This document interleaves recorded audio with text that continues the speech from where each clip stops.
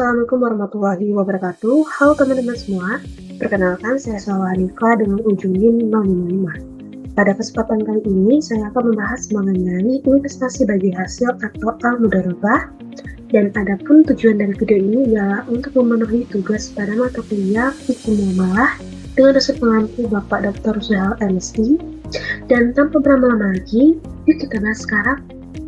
Pertama, kita akan membahas mengenai konsep dasar mudharabah. Akad mudharabah merupakan bentuk kemitraan usaha antara dua pihak di mana salah satunya menyediakan modal, sedangkan pihak lainnya bertindak sebagai pengelola usaha. Dengan sistem pembagian keuntungan yang telah disepakati bersama dan kerugian ditanggung oleh pemilik modal kecuali disebabkan oleh kelalaian si pengelola.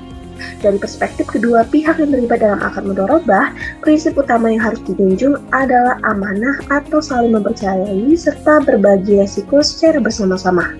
Berikutnya kita akan kupas bagaimana mekanisme akad mudharabah.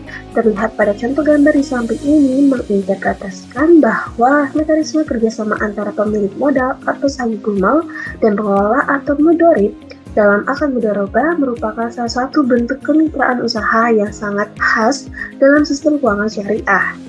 Hubungan keduanya dibangun atas dasar prinsip kepercayaan atau amanah, keadilan, dan pembagian risiko di mana sahibul mal menyediakan dana secara penuh, sementara mudharib bertanggung jawab atas pengelola usaha. Nah, dalam akad mudharabah ini terdapat beberapa rukun yang terkandung, di antaranya yang pertama, para pihak yang terlibat seperti pemilik modal atau sahibul mal dan pengelola usaha atau mudharib.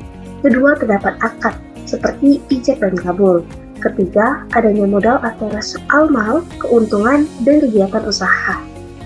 Selain itu, terdapat pula syarat dalam akad mudharabah seperti yang pertama, adanya pihak yang cakap hukum, kedua, modal yang jelas jumlah dan nilainya, ketiga, kegiatan usaha yang sesuai dengan prinsip syariah, dan yang terakhir harus dilakukan dengan transparan, baik secara lisan, tertulis, maupun melalui media elektronik. Berikutnya kita akan membahas mengenai jenis-jenis akad mudharabah yang terbagi menjadi 4 macam. Antara lain, yang pertama, mudharabah muqayyadah, merupakan akad mudharabah yang bersifat terbatas, di mana pembatasan dapat berupa jenis usaha, jangka waktu, maupun lokasi usaha. Yang kedua, mudharabah mutlaqah, merupakan akad mudharabah yang bersifat bebas tanpa batasan terkait jenis kegiatan, durasi, ataupun tempat usaha. Yang ketiga, mudharabah sunaiyah, merupakan akad mudharabah yang dilakukan secara langsung antara dua pihak tanpa melalui perantara. Dan yang terakhir ada mudharabah musyarakah, yang merupakan bentuk mudharabah di mana pengelola usaha atau mudharib turut menyertakan modalnya sendiri dalam usaha tersebut. Nah, dalam akad mudharabah ini tentunya terjadi distribusi profit dan juga mitigasi resiko. Untuk distribusi profit terjadi perbedaan di antara dua jenis akad mudharabah. Misalnya yang pertama, akad mudharabah mutlaqah, di mana terdapat potensi pengelolaan lebih fleksibel yang mampu menghasilkan keuntungan lebih besar, tapi juga memiliki resiko yang lebih tinggi.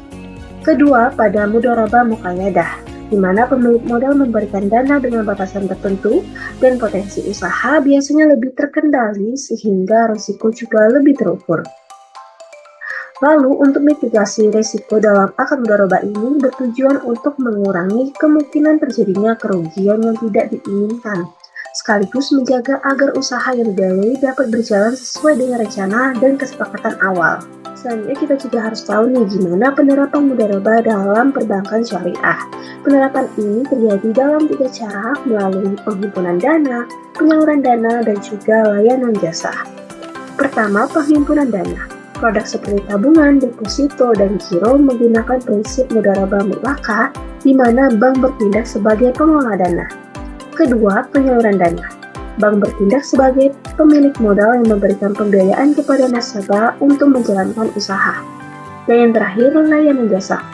Mudharabah juga diterapkan pada produk LTC impor syariah dengan menggunakan kombinasi akad wakalah dan mudharabah.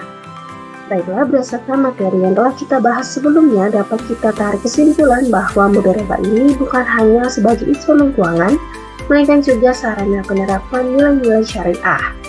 Prinsip keadilan, amanah, transparansi, serta tanggung jawab bersama menjadi pondasi dalam akad ini. Dengan penerapan yang benar, maka mudharabah diharapkan mampu menjadi solusi alternatif bagi umat Islam dalam menjalankan kegiatan ekonomi yang bebas dari riba, adil, dan membawa keberkahan bagi seluruh pihak yang terlibat. Nah, gimana nih teman-teman sekalian? Apakah wawasan kalian tentang akad mudharabah telah bertambah? Baiklah, saya harap video ini mampu memberikan manfaat yang banyak untuk kita semua, dan sayangnya ini menjadi akhir dari video kali ini. Semoga kita bertemu di pembahasan lainnya, dan saya mohon maaf apabila terdapat salah kata yang kurang berkenan. Terima kasih telah menonton, dan saya tutup dengan wassalamualaikum warahmatullahi wabarakatuh.